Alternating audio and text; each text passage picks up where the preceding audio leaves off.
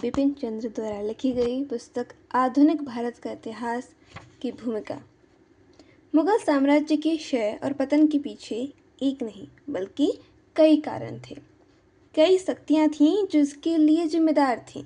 मुगल साम्राज्य के पतन की शुरुआत औरंगजेब के सख्त शासन काल में ही हो गई थी। औरंगजेब को विशाल साम्राज्य विरासत में मिला था। उसने इस साम्राज्य को दक्षिण की दूरस्थ भौगोलिक सीमाओं तक फैलाने की नीति अपनाई। हालांकि इस क्रम में उसे जन धन की काफ़ी हानि उठानी पड़ी। दरअसल देश की संचार व्यवस्था और आर्थिक व राजनीतिक संरचना सभी क्षेत्रों के लिए एक केंद्रीकृत स्थायी प्रशासन देने के लायक नहीं थी। इस तरह पूरे देश को एक केंद्रीय राजनीतिक सत्ता के तहत लाने का औरंगजेब का मकसद सैद्धांतिक तौर पर भले ही उचित रहा हो, लेकिन इसे व्यवहार में लाना आसान नहीं था। औरंगजेब राज्य सत्ता के मामले में विफल रहा था। वह मराठों की क्षेत्रीय स्वायत्तता की मांग मानने को तैयार नहीं था। औरंगजेब इस बात को समझ नहीं पाया कि शिवाजी और दूसरे मराठा सरदारों का आसानी से दमन नहीं किया जा सकता।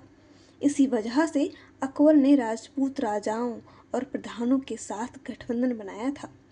औरंगजेब से भी मराठा सरदारों को मनाने की आशा की गई थी, लेकिन उसने मराठों का दमन करने की नीति अपनाई। मराठों के खिलाफ निरर्थक लेकिन कठोर अभियान बरसों तक चलता रहा। इसमें उसके साम्राज्य के संसाधनों की काफ़ी बर्बादी हुई। व्यापार और उद्योग तबाह हो गए। 25 से ज़्यादा वर्षों तक उत्तर में औरंगजेब की गैर मौजूदगी और मराठों को दबाने में उसकी विफलता के कारण प्रशासन में गिरावट आई। इससे साम्राज्य और उसकी सेना की प्रतिष्ठा धूमिल हो गई। महत्वपूर्ण उत्तर पश्चिम सीमाओं की उपेक्षा हुई और प्रांतीय व स्थानीय अधिकारियों को केंद्रीय सत्ता की अवहेलना करने व आज़ादी का सपना देखने का मौका मिला। इसके बाद 18वीं सदी में उत्तर में मराठा राज्य के विस्तार से केंद्रीय सत्ता और भी कमज़ोर हुई। कुछ राजपूत राज्यों के साथ औरंगजेब की लड़ाई का भी मुगल साम्राज्य पर विपरीत असर पड़ा। राजपूत राजाओं के साथ गठजोड़ और उसके कारण मिला सैन्य समर्थन अतीत में मुगलों की ताकत का एक बहुत बड़ा आधार रहा था। शुरुआती दिनों में औरंगजेब ने भी राजपूतों के साथ दोस्ती की। उसने मारवाड़ के जसवंत सिंह और आमेर के जय सिंह को काफ़ी ऊंचा स्थान दिया था, लेकिन बाद में राजपूत राजाओं की ताकत को कम करने और उनकी ज़मीन पर अपने साम्राज्य का शासन थोपने की उसकी अदूरदर्शी नीति के कारण मुगल शासन के प्रति राजपूत राजाओं की वफादारी समाप्त हो गई।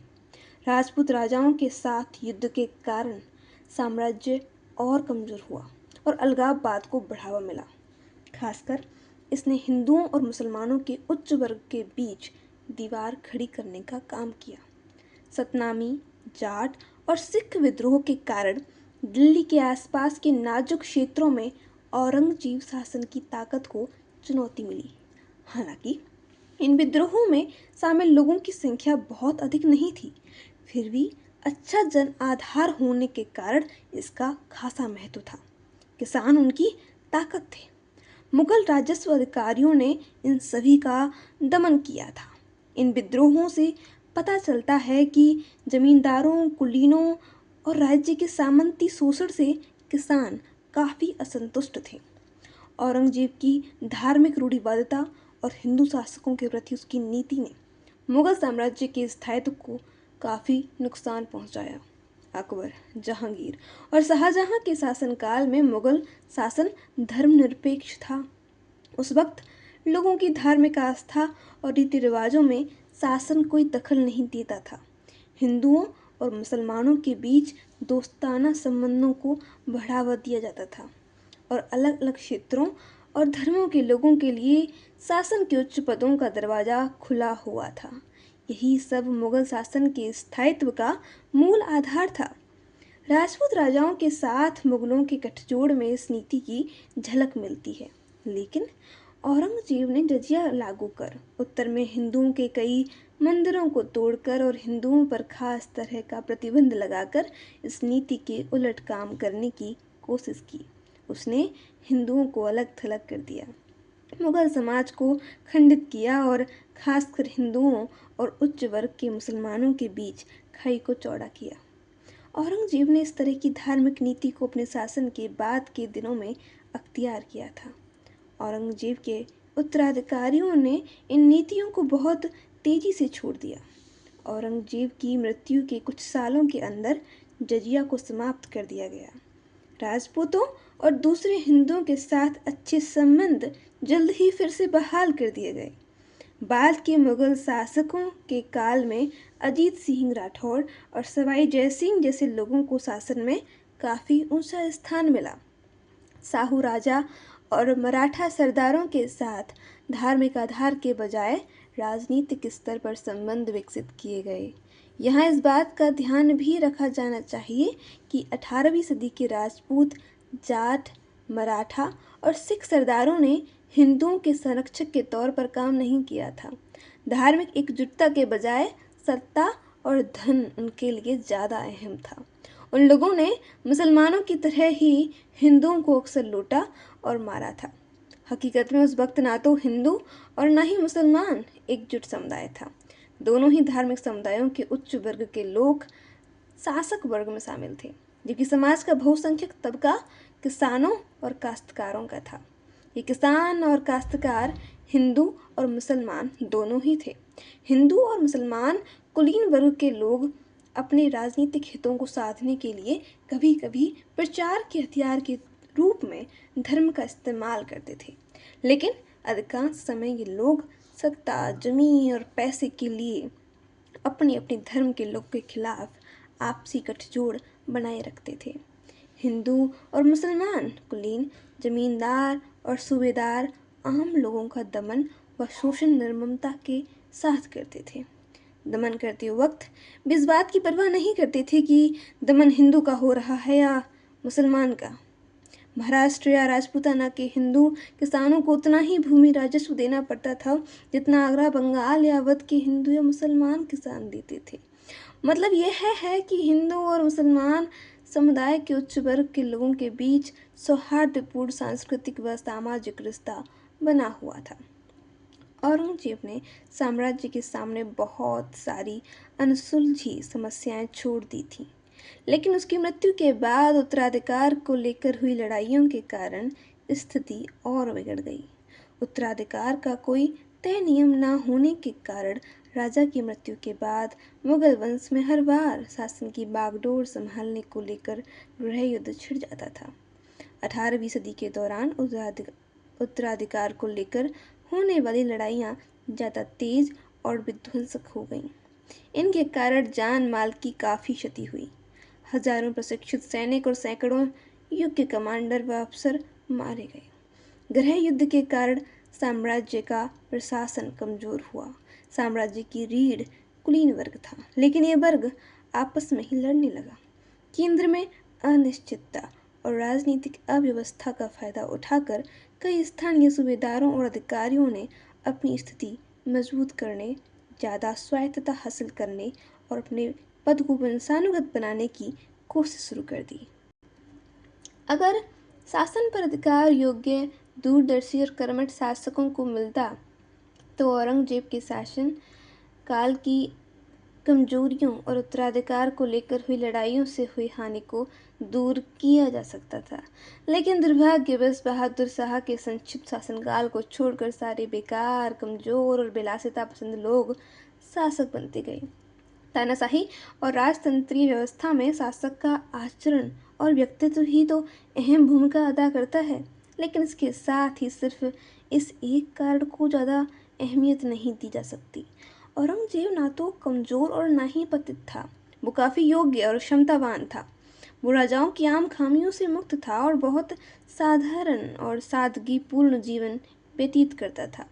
उसने अपने पूर्वजों के साम्राज्य को इस कारण नज़रअंदाज नहीं किया कि वो आचरणहीन या अयोग्य था, बल्कि विफलता का कारण यह था कि उसके पास राजनीतिक, सामाजिक और आर्थिक दूरदर्शिता नहीं थी। उसके व्यक्तित्व में कोई खामी नहीं थी, खामियां उसकी नीतियों में थीं। मुगल शासकों के व्यक्तित्व के अलावा मुगल साम्राज्य की ताकत उसके कुलीन वर्ग के आचरण और संगठन में रही है। अगर कुलीन वर्ग सचेत, दक्ष और वफादार हो तो राजा की कमजोरियों को सफलतापूर्वक दूर किया जा सकता है और उसकी भरपाई की जा सकती है। लेकिन इस कुलीन वर्ग के आचरण में भी गिरावट आ गई। कुलीन वर्ग के लोग सही तरीके से जीवन व्यतीत करने लगे। उनका खर्च उनकी आमदनी से बहुत अधिक हो गया। उनमें से कई बिलासी हो गए, यहाँ तक कि युद्ध के लिए जाते वक्त भी वे अपनी सुविधा के सारे सामानों को साथ ले जाते थे। इतना ही नहीं, वे अपने परिवार वालों को भी साथ ले जाने लगे। ये लोग काफ़ी कम पढ़े लिखे थे। उनमें से कई तो युद्ध की कला पर भी ध्यान नहीं देते थे। इससे के पहले समाज के निचले तबके के बहुत सारे लोगों ने अपनी योग्यता के बल पर कुलीन जमात में अपनी जगह बनाई थी। ऐसे लोग वहाँ नई ऊर्जा पैदा करते थे। लेकिन बाद में मौजूदा कुलीन वर्ग के परिवार के लोग ही सारे पदों पर आसीन होने लगे। नए लोगों के लिए कोई जगह नहीं रह गई। हालांकि कुलीन वर्ग के सारे लोग कमजोर या अक्षम नहीं थे। 18वीं सदी में बहुत सारे ऊर्जावान और योग्य अधिकारी और बहादुर सैन्य कमांडर हुए, लेकिन इनमें से अधिकांश का कोई लाभ साम्राज्य को नहीं मिला, क्योंकि ये लोग अपनी प्रतिभा का इस्तेमाल अपने ही हितों को साधने में करते रहे। राज्य और समाज की सेवा करने के बजाय ये लोग आपस में ही लड़ते रहे। वास्तव में आम धारणा के विपरीत 18वीं सदी के दौरान मुगल कुलीन वर्ग की मुख्य कमजोरी उसकी योग्यता या नैतिकता में गिरावट नहीं थी, बल्कि समस्या यह थी कि यह वर्ग स्वार्थी बन गया था। राज्य के प्रति उसके मन में समर्पण भाव नहीं रह गया। इस कारण प्रशासन में भ्रष्टाचार और आपसी खींचतान बढ़ी। अपना अधिकार, प्रतिष्ठा और आमदनी को बढ़ाने के लिए कुलीन वर्ग के लोग एक दूसरे और यहाँ तक कि राजा के खिलाफ भी गिरोह बनाने लगे। अधिकार की इस लड़ाई में उन्होंने बल, जालसाजी और दगाबाजी का सहारा लिया। उनकी आपसी लड़ाई ने साम्राज्य को बर्बाद कर दिया, सामाजिक समरसता पर असर डाला, समाज को बांट डाला और अंततः विदेशी आक्रमणकारियों की राह को आसान बनाया। इस पूरे प्रकरण में सबसे ज़्यादा दोषी सक्रिय और योग्य कुलीन रहे। इन लोगों ने अपनी निजी जागीर की खातिर साम्राज्य की एकता को तहस नहस कर दिया। इस तरह बाद के मुगल कुलीनों की अधोगति के लिए उनकी व्यक्तिगत बुराइयां उस हद तक जिम्मेवार नहीं थीं जितनी जिम्मेवार उनका सरकारी कामकाज और उनमें राजनीतिक दूरदर्शिता की कमी थी। सत्ता के लिए उन लोगों ने जो अदूरदर्शी रास्ता अख्तियार किया वो अधोगति का मुख्य कारण बना। लेकिन ये आचरण सिर्फ मुगल कुलीनों का ही नहीं था। तेजी से उभर रहे मराठा सूबेदारों, राजपूत राजाओं, जाट, सिख और बुंदेला सूबेदारों में ये सारी खामियां व्याप्त थीं। उथल पुथल वाली 18वीं सदी के दौरान जो लोग भी सत्ता के करीब गए, लगभग हर किसी का आचरण इसी तरह का था। कुलीनों के बीच बढ़ते स्वार्थ और गिरोहबंदी का एक मुख्य कारण जागीर का अभाव था। इसके साथ ही कुलीनों की संख्या और उनका खर्च बढ़ता जा रहा था, जिसके कारण जागीरों की आमदनी घटती जा रही थी। इस कारण कुलीनों के बीच जागीरों पर कब्जा करने के लिए लड़ाई तेज हो गई थी। मूल समस्या यह थी कि सभी कुलीनों को संतुष्ट करने की कोई व्यवस्था नहीं की जा सकती थी, क्योंकि सभी को काम या जागीर देना संभव नहीं था। जागीर की कमी का दूसरा प्रभाव भी पड़ा। कुलीनों ने किसानों की कीमत पर जागीर से अधिक आमदनी हासिल करने की कोशिश की। उन्होंने अपनी जागीर और पदों को वंशानुगत बनाने की भी कोशिश की। अपने बजट को संतुलित करने के लिए वे लोग खालिस जमीन पर कब्जा करने लगे। इसके कारण केंद्र सरकार का वित्तीय संकट बढ़ गया। इससे उबरने के लिए सरकार ने अपना खर्च कम करना शुरू किया और सैनिकों की संख्या निर्धारित कोटे से कम कर दी। इसके कारण साम्राज्य की सैन्य शक्ति कमजोर पड़ गई। मुगल साम्राज्य आबादी की न्यूनतम आवश्यकताओं को भी पूरा नहीं कर पा रहा था। ये साम्राज्य के पतन का मुख्य कारण बना। 17वीं और 18वीं सदी के दौरान भारतीय किसानों की हालत दिन ब दिन बिगड़ती जा रही थी। ऐसे तो अपनी ज़िंदगी में वे पूरी तरह खुशहाल कभी नहीं थे, लेकिन 18वीं सदी में उनकी ज़िंदगी दयनीय, सोचनीय और अनिश्चित हो गई। अकबर के समय से ही भूमि राजस्व का बोझ बढ़ता गया था। जागीरों से कुलीनों को बार बार बदले जाने का भी बुरा असर पड़ा। ये लोग बतौर जागीरदार कम से कम समय में अपनी जागीर का अधिक से अधिक दोहन करने लगे थे। वे किसानों के सामने बहुत अधिक मांग रखते थे और निर्ममता से उनका दमन करते थे। ये दमन अक्सर कायदे कानून का उल्लंघन करके होता था। औरंगजेब की मृत्यु के बाद इजारा प्रथा काफ़ी तेजी से बढ़ी। इसके तहत सबसे अधिक बोली लगाने वाले को जागीर और खालिस की जमीन दे दी जाती थी। इजारेदार को ये छूट रहती थी कि वे किसानों से जितना चाहे उतनी रकम उगा ले। इसके कारण किसानों के बीच ताल्लुकदार और एक नई जमात का उदय हुआ। इस समाज द्वारा किसानों के दोहन का कोई अंत नहीं था। इन सभी कारणों से कृषि का विकास रुक गया और उसमें गिरावट आई। किसानों की स्थिति बदतर हो गई। किसानों का असंतोष बढ़ गया।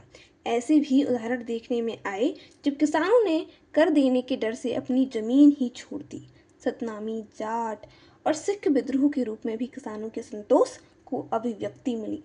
बर्बाद हो चुके किसानों ने गिरोह बनाकर डकैती और दूसरे दुस्सह कार्य शुरू कर दिए। ये गिरोह अक्सर जमींदारों के नेतृत्व में कानून व्यवस्था और प्रशासन की कार्यदक्षता को नजरअंदाज कर काम करता था। हकीकत यह थी कि साम्राज्य की ज़रूरतों, लगातार चल रहे युद्ध का खर्च और शासक वर्ग की बढ़ती विलासिता को पूरा करने लायक अतिरिक्त उपज खेती से नहीं हो पा रही थी। अगर साम्राज्य को बनाए रखकर फिर से शक्ति हासिल करनी थी और लोगों को आगे बढ़ना था, तो इसके लिए व्यापार और उद्योग ही अतिरिक्त आर्थिक संसाधन उपलब्ध करा सकते थे। लेकिन व्यापार और उद्योग में जड़ता की स्थिति साफ दिख रही थी।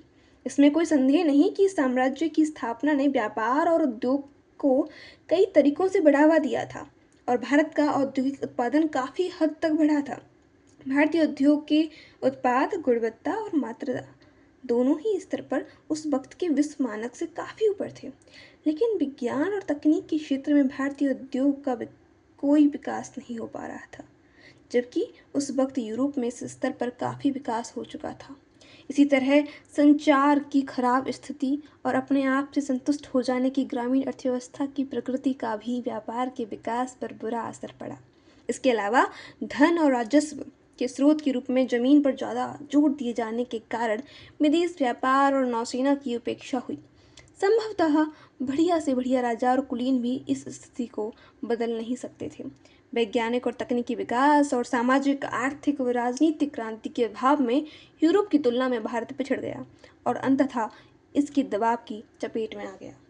मुगल साम्राज्य के पतन का एक महत्वपूर्ण सामाजिक राजनीतिक कारण लोगों के बीच राजनीतिक राष्ट्रीयता की भावना का ना होना था। ऐसा इसलिए था क्योंकि उस वक्त के भारत में आधुनिक राष्ट्र के तत्व मौजूद नहीं थे। हालांकि देश में सांस्कृतिक एकता के तत्व सदियों से मौजूद थे, फिर भी भारत के लोग ना तो यह सोचते थे कि वे सभी भारतीय हैं और ना ही वे एकत्व या समान हित की भावना के प्रति जागरूक थे। उनके सामने देश के लिए जीने मरने का आदर्श नहीं था।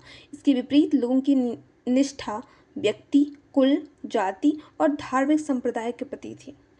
दरअसल देश के किसी वर्ग या समूह की अभिरुचि देश की एकता या साम्राज्य को बनाए रखने में नहीं थी। जो एकता दिखती थी वो ऊपर से सख्त शासकों द्वारा थोपी गई एकता थी। किसानों की निष्ठा अपने गांव और जाति तक सीमित थी। साम्राज्य की राजनीति से उनका कुछ लेना देना नहीं था। साम्राज्य के हित में ही उनका हित है, ऐसी भावना भी उनके अंदर नहीं थी। उनका मानना था कि साम्राज्य से उनका बहुत थोड़ा रिश्ता है और यहाँ तक कि विदेशी आक्रमण से इसे बचाना भी उनकी चिंता का विषय नहीं है। जहाँ कहीं भी केंद्रीय सत्ता थोड़ी कमज़ोर दिखती थी, वहाँ जमींदार विद्रोह करने पर उतारू थे। वे अधिकार और स्वायत्तता को कम करने वाले मजबूत और केंद्रीकृत राज्य के खिलाफ थे। कुलीन लोग राजवंश के प्रति पूरी तरह वफादार थे, लेकिन इस वफादारी का आधार उन्हें राजवंश से मिला उच्च पद और अधिकार था। राजवंश के पतन के साथ ही कुलीन लोगों ने राज्य के प्रति वफादारी की तुलना में अपने हितों और आकांक्षाओं को महत्व दिया और स्वायत्त जागीर बनाकर साम्राज्य की एकता पर ही हल्ला बोल दिया। यहाँ तक कि साम्राज्य के खिलाफ बगावत करने वाले मराठा, जाट और राजपूत जैसे लोग भी क्षेत्रीय, जातीय या व्यक्तिगत अधिकार को मजबूत करने में लगे हुए थे। एक राष्ट्र के रूप में भारत या इसकी एकता के लिए लड़ने की चाहत उनके अंदर नहीं थी। वास्तविकता यह थी कि उस वक्त की अर्थव्यवस्था, सामाजिक संबंधों, जातीय संरचना और राजनीतिक संस्थाओं का चरित्र भारतीय समाज के एकीकरण या एक राष्ट्र के रूप में उसके अभ्युदय के अनुरूप नहीं थे। अगर प्रशासन और सेना की ताकत कमजोर नहीं होती तो मुगल साम्राज्य आगे भी बहुत दिनों तक कायम रह सकता था, लेकिन 18वीं सदी के दौरान इसकी प्रशासनिक क्षमता में तेजी से गिरावट आई। देश के कई हिस्सों में प्रशासन की उपेक्षा हुई और कानून व्यवस्था भंग हो गई। उपद्रवी जमींदारों ने खुलकर केंद्रीय शासन की मुखालफत की, यहाँ तक कि रॉयल कैंप और मुगल सेना को भी रास्ते में लूट लिया जाता था। सरकार के सभी स्तरों पर भ्रष्टाचार और रिश्वतखोरी, अनुशासनहीनता और अक्षमता, अवज्ञा और गैर वफादारी बड़े पैमाने पर व्याप्त हो गई। केंद्रीय सरकार तो एक तरह से दिवालियेपन की कगार पर पहुंच गई। संचित धन खत्म हो गए, साथ ही आय के स्रोत भी सिमट गए। कई प्रांत केंद्र का राजस्व अदा नहीं कर पा रहे थे। राजा द्वारा अपने पसंदीदा कुलीनों को लगातार जागीर दिए जाने के कारण खालिस जमीन का क्षेत्र कम होता गया। बगावती जमींदारों ने राजस्व चुकाना बंद कर दिया। अंततः साम्राज्य की सेना पर इसका बुरा असर पड़ा। 18वीं सदी के दौरान मुगल सेना में अनुशासन और लड़ने का हौसला नहीं रह गया। धन की कमी के कारण बड़ी सेना को बनाए रखना संभव नहीं था। सेना के जवानों और अफसरों को कई माह तक वेतन नहीं मिल पाता था। चूंकि वे सभी भाड़े के सैनिक थे, इसलिए बराबर असंतुष्ट रहते थे, यहाँ तक कि बगावत पर भी उतारू हो जाते थे। दूसरी ओर कुलीन सह कमांडर अपनी आर्थिक तंगी के कारण सेना के तय आकार को नहीं बनाए रख पा रहे थे। इसके अलावा गृह युद्धों में अनेक तेजस्वी कमांडर और बहादुर जवान मारे गए। साम्राज्य की आखिरी ताकत सेना थी। मुगल शासकों को अपनी सेना पर काफ़ी गर्व था, लेकिन ये सेना इस कदर कमज़ोर हो गई थी कि वो महत्वाकांक्षी सूबेदारों और कुलीनों को रोकने और विदेशी आक्रमणकारियों से साम्राज्य को बचाने लायक नहीं रह गई थी। मुगल साम्राज्य को आखिरी धक्का विदेशी आक्रमणकारियों से लगा। नादिर शाह और अहमद शाह अब्दाली, जिनका खुद का शासन कमज़ोर हो चुका था, के आक्रमण से निपटने में साम्राज्य का काफ़ी धन बर्बाद हुआ। इससे उत्तर का व्यापार व उद्योग चौपट हो गया। इसने सेना की ताकत को लगभग खत्म कर दिया। आखिर में ब्रिटिश चुनौतियों ने संकटग्रस्त मुगल साम्राज्य के फिर से मजबूत होने की सारी संभावनाओं को खत्म कर दिया। यह आखिरी चुनौती मुगल साम्राज्य के पतन का बहुत बड़ा कारण बनी। भारत के किसी राजा ने मुगल साम्राज्य की विरासत पर दावा नहीं ठोका। हालांकि वे मुगल साम्राज्य को बर्बाद करने में सक्षम थे, लेकिन इसे एकताबद्ध करने या इसकी जगह कुछ नया लाने की ताकत उनके पास नहीं थी। वे पश्चिम के नए दुश्मनों का मुकाबला करने लायक नई सामाजिक व्यवस्था नहीं बना सकते थे। वे सभी मुगलों की बनाई सामाजिक व्यवस्था के ही अंग थे। उनमें वे सारी कमजोरियां थीं जिन कमजोरियों के कारण मुगल साम्राज्य का पतन हुआ था। दूसरी ओर भारत के दरवाजे पर दस्तक दे रहे यूरोपीय लोगों को ऐसे समाज से आने का लाभ प्राप्त होता था जिसने बेहतर आर्थिक व्यवस्था बनाई थी। यह समाज विज्ञान और तकनीक के मामले में भी काफ़ी विकसित था। मुगल साम्राज्य के पतन की विडंबना यह थी कि इसकी बागडोर ऐसी विदेशी सत्ता के हाथों में आ गई जिसने अपने हित में सदियों पुरानी सामाजिक, आर्थिक, राजनीतिक संरचना को ध्वस्त कर इसकी जगह औपनिवेशिक संरचना को खड़ा किया। इसके बाद भारतीय समाज की जड़ता टूटी और बदलाव की नई शक्तियाँ उभरकर सामने आईं। चूँकि यह प्रक्रिया औपनिवेशिक संसर्ग में शुरू हुई थी, इस कारण आर्थिक, राजनीतिक और सामाजिक पिछड़ेपन के साथ साथ बदहाली और राष्ट्रीय अधोपतन का दौर भी शुरू हुआ। लेकिन बदलाव की इन ताकतों ने आधुनिक भारत को गतिशीलता प्रदान की।